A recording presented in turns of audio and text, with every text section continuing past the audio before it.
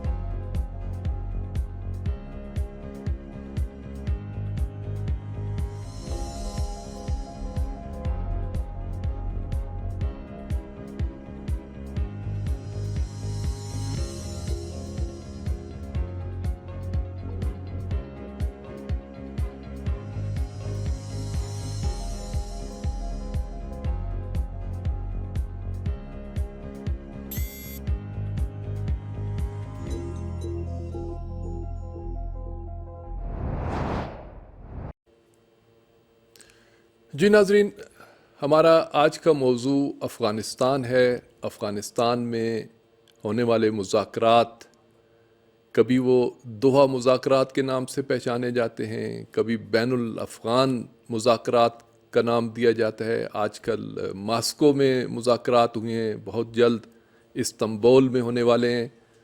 مذاکرات کا یہ دورہ ہے، مذاکرات کا ایک کھیل ہے۔ مذاکرات کے پیچھے کیا ہو رہا ہے، اس کا پس منظر کیا ہے، جاننے کی کوشش کریں گے۔ ہمارے ساتھ آج ایک بڑا اچھا پینل رہے گا۔ پاکستان کے سینئر کالم نویس جناب حیدر جاوید سید ہمارے ساتھ رابطے میں رہیں گے، اور معروف تجزیہ نگار کاشف علی بھی ہمارا ساتھ دیں گے. تو میں دونوں تجزیہ نگاروں کی خدمت میں سلام عرض کرتا ہوں، اور اپنی گفتگو کا آغاز میں حیدر جاوید سید صاحب سے کروں گا. سید صاحب، آج آپ کا کالم چھپا اور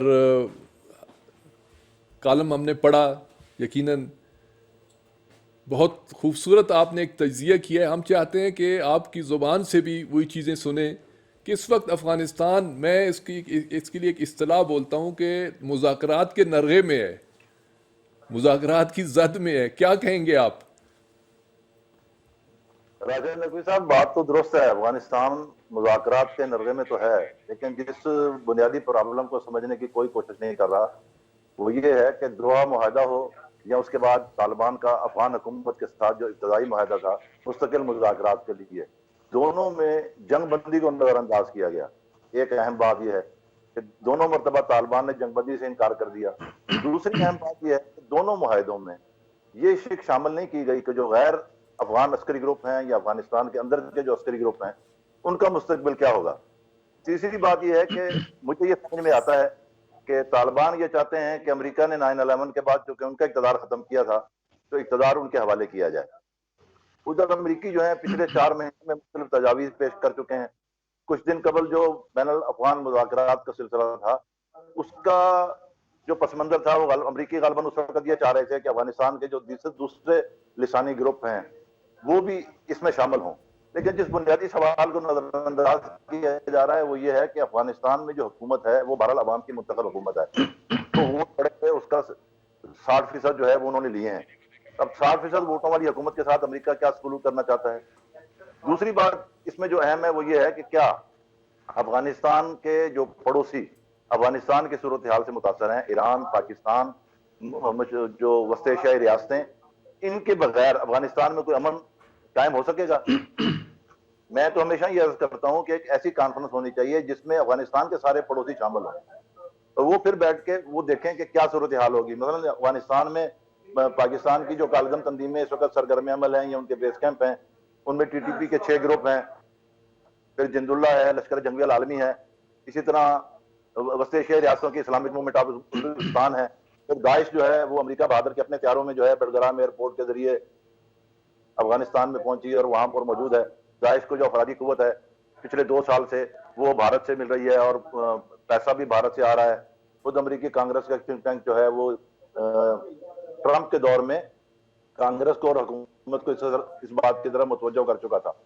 اب دیکھنا یہ ہے کہ یہ جو مذاکرات کا کھیل ہے اس سے کیا نتیجہ برآمد ہوگا. ایک نتیجہ تو ہمارے سامنے ہے کہ کل جب رشید دوستم نے ملا فضل کو وہاں پر پشتوں میں کہا کہ سنگے ملا فضل، تو اس نے آگے سے کہا کہ قاتل نہ گفتگو نہ کم، کہ میں قاتل سے بات چیت نہیں کرتا. تو سوال یہ ہے کہ جو ایک فریق دوسرے کو قاتل کہہ رہا ہے وہ کون سا دودھ کا دھلا ہوا ہے؟ وہ بھی تو دودھ کا دھلا ہوا نہیں ہے نا، اس کے ہاتھوں میں بھی افغان عوام کا خون لگا ہوا ہے. اصل جو بنیادی بات ہے وہ یہ ہے اس ساری لڑائی میں جو افغان عوام کا نقصان ہوا اس کا ذمہ دار کون ہے؟ جی حیدر جاوید صاحب، میں آؤں گا دوبارہ بھی آپ کی خدمت میں کہ افغان عوام کا اس میں کیا کردار ہے، افغان عوام کے لیے کیا ہو رہا ہے، یہ ایک بڑا سوال ہے.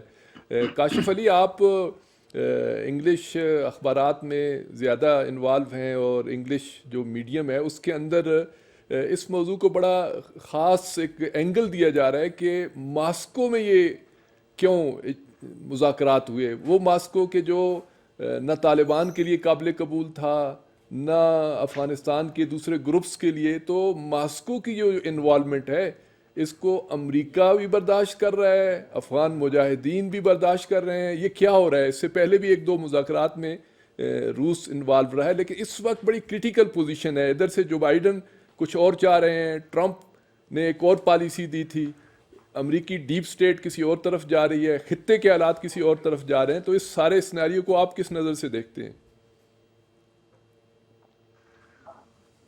جی دیکھیں، ماسکو کے اندر جو ابھی ریسنٹ کانفرنس ہوئی ہے دراصل یہ اس بات کا اعلان ہے کہ جو دوحہ پیس پروسیس تھا وہ مکمل فیل ہو چکا ہے، اور امریکہ کا جو اس سارا پلان تھا، بیسیکلی امریکہ افغانستان سے ایک جسے آپ کہتے ہیں گریسفل وڈرال چاہ رہا تھا، ایک باعزت طریقے سے وہاں سے امریکہ وڈرال چاہ رہا تھا، وہ اس چیز کی ناکامی کا اعلان ہے. کیونکہ دیکھیں زلمے خلیلزاد جو اسپیشل انوائے ہیں یو ایس پریزیڈنٹ کے فار افغان امور کے لیے، تو انہوں نے پہلی مرتبہ ماسکو کانفرنس میں شرکت کی ہے. تو یہ اس چیز کا اعلان ہے کہ امریکہ نے جو پلان کیا ہوا تھا وہ مکمل، کیونکہ اگر آپ دوحہ پیس پروسیس میں دیکھیں تو پچھلے ایک سال میں کسی قسم کا افغانستان کے اندر جو تشدد تھا اس میں کمی لانے میں دوحہ جو مذاکرات تھے وہ مکمل ناکام ہوئے، اور اس کی بنیادی وجہ وہاں پر بھی امریکہ کا جو منافقانہ کردار تھا وہ ہے.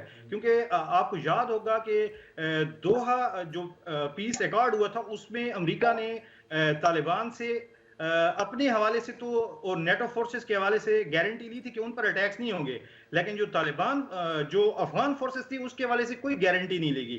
نتیجتاً یہ ہوا کہ پچھلے ایک سال سے طالبان نے امریکی اور نیٹو فورسز کو چھوڑ کر وہاں پر جو افغان فورسز ہیں ان کو نشانہ بنانا شروع کیا، اور ٹارگیٹڈ کلنگ کی، اور بڑی ہی جو ہے اپنی جو عسکری کارروائیاں تھیں اور اس میں انتہائی تیزی لائی، جس کا نتیجہ یہ ہوا کہ جو افغان فورسز تھیں ان پر پریشر جو ہے وہ بلڈ اپ ہو گیا اور اس پر بہت زیادہ جو ہے دباؤ بڑھ گیا، جبکہ امریکہ نے وہاں پر بھی اپنی جان بچائی.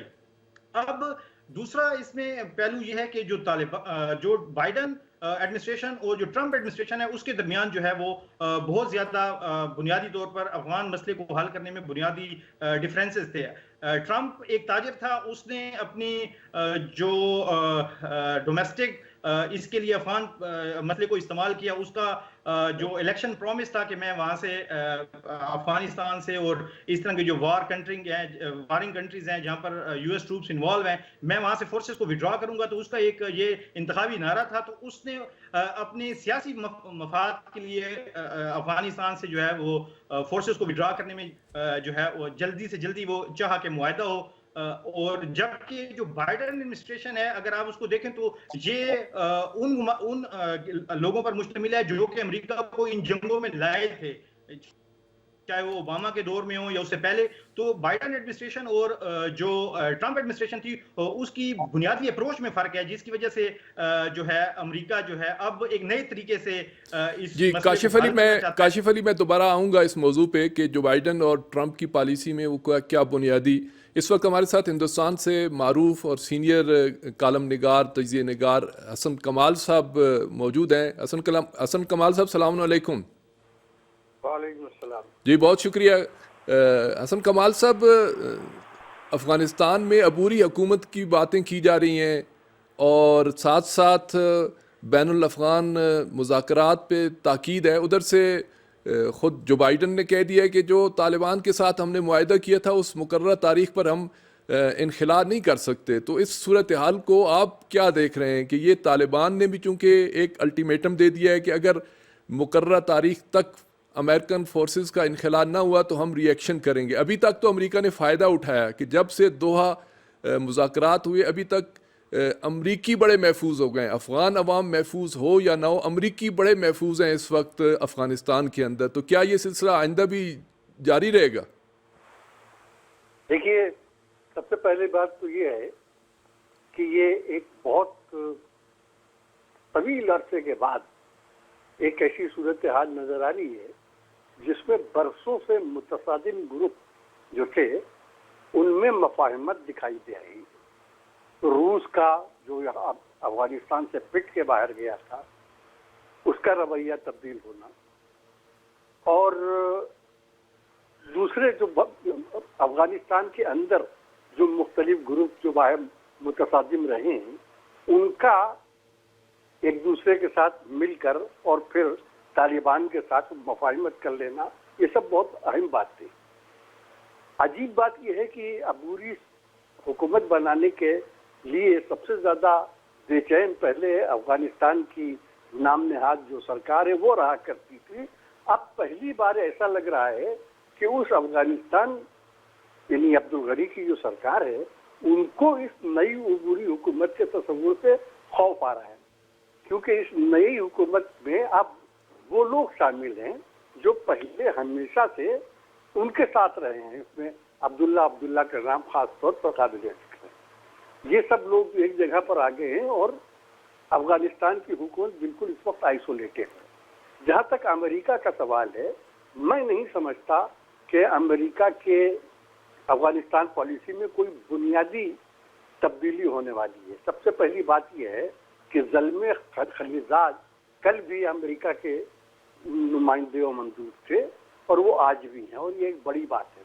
उनका न बदला जाने का मतलब ये है कि कोई बहुत बड़ी तब्दीली अमेरिकी मौक़िफ़ में नहीं आने वाली है. तीसरी सबसे बड़ी बात यह है कि इस खित्ते की पूरी आप समझ लीजिए कि कमर्शियल, तिजारती, फाइनेंशियल फजा बिल्कुल तब्दील हो रही है. अब वो डेवलपमेंट और तिजारत, इन सब चीज़ों को पर ज़्यादा जोर दिया जाने लगा है. अमेरिका तकरीबन एशिया से बेदखल हो चुका है. अफगानिस्तान वो आखिरी जगह है जहां वो अब भी मौजूद है. मुझे नहीं लगता कि 1 मई के बाद अमेरिका की फौजें अफगानिस्तान जिस तरह से अब तक रही हैं वैसे रहेंगी. अगर वो रहीं तो उन्हें यकीनन बाकी तमाम ग्रुप्स के साथ कोई अंडरस्टैंडिंग करना पड़ेगी, उसकी बिना पर रह पाएंगी. वरना अमेरिका वहाँ उस तरीके से नहीं रह पाएगा, या नाटो फोर्सेस वहाँ अब उस तरीके से नहीं रह पाएंगी जिस तरीके से वो अब तक रहती रही है. मैं समझता हूँ कि इन तमाम खित्ते के मामले में चीन का रूल सबसे ज़्यादा है, और चीन के अफगानिस्तान में तिजारती मफादात भी है, बहुत ज़्यादा हो गए. और चीन और ईरान और पाकिस्तान और तुर्की और रूस, ये सब मिलके बिल्कुल नया ब्लॉक बन गया है. इस नए ब्लॉक के सामने किसी और ब्लॉक का ठहरना मुमकिन ही नहीं है, चाहे वो अमेरिकन ब्लॉक भी हो. इसलिए मैं ये समझता हूँ कि बहुत ताख़ीर से नहीं, शायद बहुत जल्दी ही कुछ इस इलाके में बड़ी बड़ी तब्दीलियाँ देखी जाएंगी. जी हसन कमाल साहब, बहुत शुक्रिया. मैं दोबारा आपकी खिदमत में हाजिर हूँगा. हैदर जावेद सैयद साहब, आपने अफ़गान अवाम की बात की थी कि आखिर अफ़गान अवाम को क्या मिला. ये 40-45 साल का एक दौरानिया है.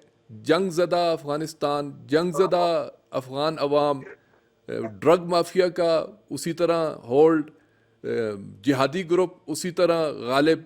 तो अवाम ने इस पूरे, अमेरिका आया जमहूरियत की बहाली के लिए, अमेरिका आया ड्रग माफिया के ख़ात्मे के लिए, अमेरिका आया बहुत सारे दीगर मकासद के लिए. हसन कमाल साहब कहते हैं कि बिलाखिर उसे यहाँ से जाना होगा.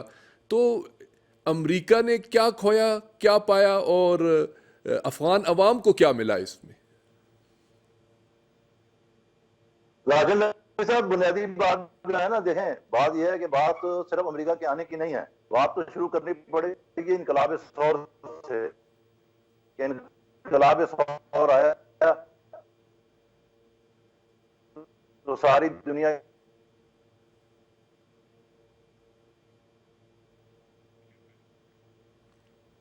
जी हमारी हसन कमाल साहब, मैं दोबारा आपकी खिदमत में आऊँगा. हमारा स्काइप पे रब्ता कुछ मुनक़ते नज़र आ रहा है.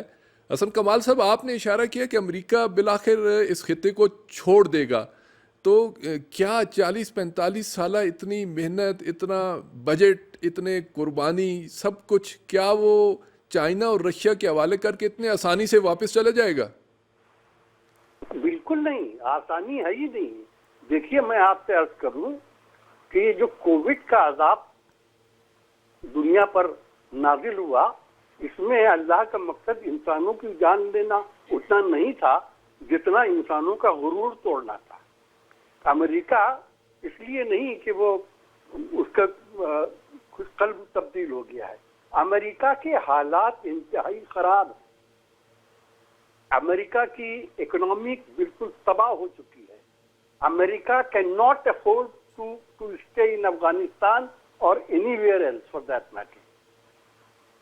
इसलिए ये नहीं है कि वो उसकी कुछ नियत बदल गई है या कुछ दिल में नेकी समा गई है. उसकी बहुत बड़ी बड़ी मजबूरियां हैं. वो وہ اس پورے خطے سے نکلنا نہیں چاہتا تھا، لیکن اب وہ اس خطے میں ٹک بھی نہیں سکتا۔ سب سے بڑی بات یہ ہے کہ اس کی اکنامی بالکل آج یہ ہے کہ وہ امریکہ جو ہے وہ کم سے کم فائنینشیل سپر پاور نہیں رہا ہے، چین نے اس سے اس کا یہ منصب چھین لیا ہے۔ تو اس لیے اگر امریکہ یہاں سے جائے گا یا وہ جو اور جگہ سے بھی اسے جانا پڑ رہا ہے تو اس کی وجہ امریکہ کے اپنے حالات ہیں، اس کے حالات بہت ہی ثقیل ہیں۔ جی بہت شکریہ حسن کمال صاحب، بہت شکریہ۔ میں دوبارہ آپ کی خدمت میں آؤں گا۔ حیدر جاوید سید صاحب، آپ اپنی گفتگو کو جاری رکھیے گا۔ آپ اس انقلاب کی بات کر رہے تھے کہ جو بیس بنی تھی اس ساری تبدیلی کی یا باہر کی مداخلت کی، آپ کچھ فرما رہے تھے۔ میں یہ عرض کرنا چاہتا ہوں کہ دیکھیے جب انقلاب ثور آیا تو اس کے بعد جہاد ہوا، جہاد ختم ہوا جنیوا ایکارڈ کے ذریعے۔ جنیوا ایکارڈ کے بعد افغانستان میں ایک نئی خانہ جنگی شروع ہو گئی۔ اگر آپ اعداد و شمار کو دیکھیں تو جو سوویت یونین کے خلاف جو امریکہ افغان جنگ تھی، جس کو جہاد کہتے ہیں بہت سارے لوگ، اس جنگ میں 3.5 لاکھ آدمی مرے تھے۔ لیکن جو خانہ جنگی ہوئی جنیوا ایکارڈ کے بعد، اس خانہ جنگی میں 7.5 لاکھ آدمی مرے۔ ان کو کام وہ سیٹ کریں گے۔ پھر افغانستان میں جب طالبان نے غلبہ پایا اس خانہ جنگی کو ختم کرنے کے نام پر، تو امریکہ، سعودی عرب اور پاکستان اور ایران اس مطلب ہے کہ سارے سیٹ اپ کو سپورٹ کر رہے تھے اس وقت کہ چلیں کوئی شاید تھوڑی سا امن آ جائے، کوئی تبدیلی آ جائے۔ لیکن جب طالبان نے اقتدار پر قبضہ کیا تو طالبان نے کیا کیا؟ طالبان کے اقتدار کو امریکہ نے 9/11 کے بعد ختم کیا۔ تو 9/11 سے لے کر اب تک جو صورتحال ہوئی اس کے نتائج ہمارے سامنے ہیں۔ تو 3 پروسیس سے گزرتا ہوا افغانستان ہمارے سامنے ہے۔ اس سارے عرصے میں 15 لاکھ سے زیادہ افغان جو ہے نا وہ مارے جا چکے ہیں۔ 20 لاکھ کے قریب افغان جو ہے نا زخمی ہیں، ان میں سے 3 لاکھ کے قریب جو ہیں ایسے معذور ہیں جو زندگی بھر معذور رہیں گے۔ اب جس صورتحال میں افغانستان کھڑا ہے، افغانستان کے معاملات اپنی جگہ بہت اہم ہیں، لیکن بنیادی سوال یہ ہے کہ کیا افغانستان کے پڑوسی ملک اس ساری صورتحال کو نظر انداز کر دیں گے؟ میں بہت سارے دوستوں کی اس بات سے متفق نہیں ہوں کہ امریکہ چونکہ معاشی بحران کا شکار ہے تو امریکہ جو ہے یہاں سے نکلنا چاہتا ہے۔ دیکھیے امریکہ کی اپنی تاریخ ہے، ریپبلکن نے کبھی جنگیں نہیں چھڑی، جنگیں جب بھی چھڑی ہیں جمہوریت ڈیموکریٹس نے چھڑی ہیں۔ آج بھی امریکہ میں ڈیموکریٹ برسر اقتدار ہیں۔ تو خطرہ یہ ہے کہ افغانستان میں یہ جو کھیل کھیلا جا رہا ہے کہ 1 مئی کو جائیں گے یا نہیں جائیں گے، اس کھیل کی آڑ میں کسی نئی جنگ کا دروازہ کھولا جائے گا۔ اور وہ نئی جنگ کیا ہو سکتی ہے؟ میرے تجزیے کے مطابق وہ نئی جنگ ہو سکتی ہے کہ داعش کو امریکہ جو ہے وہ اپنے مقاصد کے لیے استعمال کرے، اور افغانستان کے جو پڑوسی ممالک ہیں، وسط ایشیائی ریاستیں ہیں، ایران ہے اور پاکستان ہے، ان تینوں طرف جو ہے نا داعش کو استعمال کیا جائے۔ افغانستان کے اندر داعش کو امریکہ استعمال کر رہا ہے۔ آپ دیکھیے ازبکوں پر داعش حملے کر رہے ہیں، ہزارہ شیعوں پر داعش حملے کر رہے ہیں، تاجکوں پر وہ حملے کر رہے ہیں، افغانوں پر وہ حملے کر رہے ہیں، پٹھانوں پر وہ حملے کر رہے ہیں۔ تو خود افغانستان کے 4 بڑے نسلی گروپ جو ہیں وہ داعش کے حملوں کی زد میں ہیں۔ امریکہ اس معاملے کو پھیلانا چاہے گا۔ پاکستان سے آپ کو ماننا پڑے گا کہ لشکر جنگی العالمی اور جند اللہ جو ہیں وہ داعش کی فرنچائز ہیں۔ اسی لیے بھارت سے مسلمانوں کی ایک تنظیم بھی اس کی فرنچائزی ہے۔ اسلامک موومنٹ آف ازبکستان جو ہے اس کا بھی داعش کے ساتھ الائنس ہے۔ مجھے ایک نیا کھیل نظر آ رہا ہے۔ اس کھیل میں آپ کو یہ دیکھنا ہوگا کہ پاکستان، ایران اور وسط ایشیائی ریاستیں متاثر ہوں گی۔ ڈیموکریٹ تو اسلحہ سازوں کے بل بوتے پر آتے ہیں، سرمایہ داروں کے بل بوتے پر آتے ہیں۔ تو ڈیموکریٹ تو چاہیں گے کہ جنگ طول پکڑے، کوئی ایسی جنگ ایسا رخ اختیار کرے کہ اسلحہ ساز فیکٹریاں جو ہے نا پھر مال کرنے لگیں۔ تو ساری مال کمانے کی جنگ ہوگی امریکہ کے نزدیک۔ امریکہ یہاں سے بالکل نہیں جانا چاہے گا۔ لیکن دوسری طرف جو بات میں نے پہلے عرض کی کہ پچھلے 45 برسوں میں افغان عوام کو اس سے کیا ملا؟ لاشوں کے سوا، غربت کے سوا، ہجرت کے سوا، مظلومیت کے سوا، بے کسی کے سوا، بے نوائی کے سوا افغان عوام کو اس سے کیا ملا؟ تو اس لیے میں نے آج کی اپنے تحریر میں بھی یہ عرض کیا، جس کو آپ نے سرنامے میں بیان کیا، میں نے اس میں بھی یہ عرض کیا کہ ہونا یہ چاہیے کہ ایران اور پاکستان مل کر افغانستان کے پڑوسیوں کی ایک ایسی کانفرنس بلائیں جس میں روس اور چین کو بھی دعوت دی جائے اور امریکہ بطور مبصر شریک ہو۔ یہ پڑوسی مل کر ایک فنڈ قائم کریں، یہ کچھ اصول اور ضابطے وضع کریں اور یہ طے کریں کہ کیا ہوگا، اور پھر یہ سارے پڑوسی مل کر چین اور روس کے تعاون سے امریکہ سے مطالبہ کریں کہ بھائی آپ یہاں سے تشریف لے جائیں، آپ کی وجہ سے صرف افغانستان متاثر نہیں ہوا، آپ کی وجہ سے پورا جنوبی ایشیا متاثر ہو رہا ہے۔ حیدر جاوید سید صاحب بہت شکریہ۔ کاشف علی، حیدر جاوید سید صاحب نے ہمسایہ ممالک کی بات کی ہے اور اسلامی جمہوریہ ایران کا بھی نام لیا انہوں نے، تو کیا سمجھتے ہیں کہ ماضی میں اور اس وقت اسلامی جمہوریہ ایران کا جو کردار رہا ہے وہ افغان عوام کی نگاہ میں کس انداز سے ہے؟ میں اس کو حکومتی اور سیاسی اور گروہوں سے ہٹ کے افغان عوام کے لیے کتنا فائدہ مند رہا؟ دیکھیں ایک بات تو یہ بالکل اس سے میں ایگری کرتا ہوں کہ امریکہ جو ہے وہ افغانستان سے نکلنے میں پس و پیش سے کام لے رہا ہے، لیت و لال سے کام لے رہا ہے، اور کچھ عرصہ پہلے اب چند ہفتے پہلے جو ٹونی بلنکن وزیر خارجہ امریکی، انہوں نے جو خط لکھا ہے اور اس میں بھی انہوں نے یہ واضح طور پر کہہ دیا ہے کہ امریکہ جو ہے یہاں پر رہنا چاہتا ہے اور ایک انٹرم گورنمنٹ لانا چاہتے ہیں جس میں وہ طالبان کو بھی شامل کرنا چاہتے ہیں. تو امریکہ فوجیں نکالنے کے موڈ میں نہیں ہے، اور یہ بات بھی سامنے آئی ہے کہ امریکہ جو ہے وہ 6 ماہ جو ہے اس میں مزید اضافہ کرے گا اپنے فورسز وڈرال میں، یعنی فورسز 6 مہینے تک امریکہ کے رہیں گے. اب جہاں تک آپ کے سوال کا تعلق ہے کہ جو ایران کا تاریخی، ثقافتی اور مذہبی جو ہے وہ تعلق ہے افغانستان کے ساتھ، اور ایران ہو یا پاکستان ہو، یہ میجر کنٹریبیوٹرز ہیں یہاں پر امن قائم کرنے میں. میرے خیال میں جو افغانستان کے ریجنل جو پڑوسی ہیں وہی اس مسئلے کو بہتر حل کر سکتے ہیں. تو امریکہ جتنا جلدی اس خطے سے جائے گا تو افغانستان اور اس ریجن میں امن آ سکتا ہے. ایران ایک بہترین رول پلے کر سکتا ہے، ایران کا انفلوئنس ہے، ایران کا لنگوسٹک وہاں پر، ایران کا کلچرل رابطہ ہے، ایران کا لنگوسٹک رابطہ ہے، ایران کا مذہبی لنک ہے، ایران کا کلچرل جو ہے وہ افغانیوں کے ساتھ رابطہ ہے. تو ایران اس تمام انفلوئنس کو یوز کرتے ہوئے ایران میں ایک بہترین، ایک مثبت جو پلیئر کا رول ہے ایران وہ پلے کر سکتا ہے. اور میرے خیال میں پاکستان اور ایران کو یہ رول پلے کرنا چاہیے، اور وہ کر بھی رہے ہیں، جس کا ایک انڈیکیٹر یہ ہے کہ ان ماسکو مذاکرات سے پہلے پاکستان اور ایران نے آپس میں رابطہ کیا اور اس مسئلے کو جو ہے وہ ڈسکس کیا، اور طالبان کے ساتھ دونوں ممالک کی ایک اچھی انڈرسٹینڈنگ ہے. تو میرے خیال میں اگر ایران اور پاکستان دونوں مل کر ایک پازیٹیو رول پلے کریں، اس کے ساتھ چائنا اور جو رشیا کا رول ہے اس کو بڑھایا جائے، اور انڈیا اور امریکہ کا انفلوئنس جو ہے وہاں پر کم کیا جائے، تو میرے خیال میں جو افغانستان کا مسئلہ ہے اسے پیسفلی جو ہے وہ ریزالو کیا جا سکتا ہے، اور ایک پائیدار امن جو ہے اس ریجن میں آ سکتا ہے. اور دوسری بات یہ ہے کہ افغانستان کے مسئلے کا سب سے امپورٹنٹ جو پائیدار حل کے لیے جو ضروری ہے وہ یہ ہے کہ وہاں پر ایک ملٹی ایتھنک اور ایک براڈ بیسڈ گورنمنٹ ہو، جس میں تمام جتنی نسلی گروپ ہیں، جتنے لسانی گروپس ہیں، جتنے مذہبی گروپس ہیں، جتنے سیاسی گروپس ہیں، ان تمام کو شامل ہونا چاہیے، اور وہ تمام جو گروپس ہیں ان کی رائے سے اور ان کے مشورے سے اور ان کی جو ویل ہے اس سے ایک گورنمنٹ جب بنے گی، اور جس میں فارن انٹرونشن جتنی کم سے کم ہوگی، جو بیرونی مداخلت ہے اور بیرونی فورسز کی وہاں پر موجودگی کم سے کم ہوگی، اور جتنا جلدی جو بیرونی ممالک کی فورسز ہیں، امریکہ ہے، نیٹو ہے، یہ جتنے جلدی وہاں سے وڈرال کریں گی تو افغانستان میں اتنا جلد امن آئے گا اور پائیدار امن ہوگا. اور افغانستان کے قضیے کا اصل ذمہ دار امریکہ ہے. اگر آپ امریکہ کی پالیسی دیکھیں تو 20 سال میں اسے مکمل ناکامی ہوئی ہے، چاہے وہ سیاسی محاذ پر دیکھیں، چاہے اسے آپ عسکری محاذ پر دیکھیں. مثلا امریکہ یہاں پر طالبان کی گورنمنٹ کو ٹاپل کرنے آیا تھا، آج 20 سال جنگ لڑنے کے بعد اور اپنے ہزاروں فوجی مروانے کے بعد پھر وہ طالبان کو جو ہے وہ حکومت میں شامل کرنے کی بات کر رہا ہے. اسی طرح امریکہ نے یہاں سے دہشت گردی ختم کرنے کی بات کی تھی، لیکن آج ہم دیکھ رہے ہیں کہ داعش نے جو ہے وہاں پر پاؤں مضبوط کر لیے ہیں، اور یہ بھی انڈیکیٹرز ہیں اور کافی ایسے اشارے مل رہے ہیں کہ داعش کے پیچھے واقعی امریکنز کا ہاتھ ہے، اور وہ یہ کاشف علی بہت شکریہ.